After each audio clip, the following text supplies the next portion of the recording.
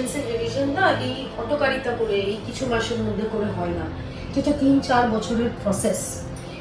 এই যে ভারতীয় জনতা পার্টি শাসিত কেন্দ্রীয় সরকারের একটা প্রবণতা যে নিজেদের রাজনৈতিক স্বার্থ চরিতার্থ করার জন্য হটকারিতা করে কিছু অ্যাক্টিভিটিস করবে, যার সরাসরি প্রভাব কিন্তু আমাদের নাগরিকদের জীবনে পড়ে। যেমন আমরা ডিমনিটাইজেশন, নোটবন্দি আমরা দেখেছি, আমরা জিএসটি রোল আউট দেখেছি, কমপ্লিটলি আনপ্ল্যান্ড, অপরিকল্পিত একটা জিএসটি রোল আউট, যার মাসুল আমাকে আপনাকে এত বছর গুনতে হয়েছে।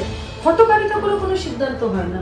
এসআইআরটাও হটকারিতা করে সিদ্ধান্ত। সামনে বিহারের ভোট, তারপরের বছর বাংলার ভোট, কিভাবে মানুষকে মানে কি বলবো বিভ্রান্ত করা যায়, কিভাবে কি বলবো বৈধ ভোটারদের কেটে বের করে অবৈধ ভোটার ঢুকিয়ে কিভাবে একটা প্রক্রিয়া এমনভাবে করা যায় যাতে মানুষ একেবারে কনফিউজড হয়ে যায় এবং তারা গদি দখলের লড়াইয়ে জিততে পারে।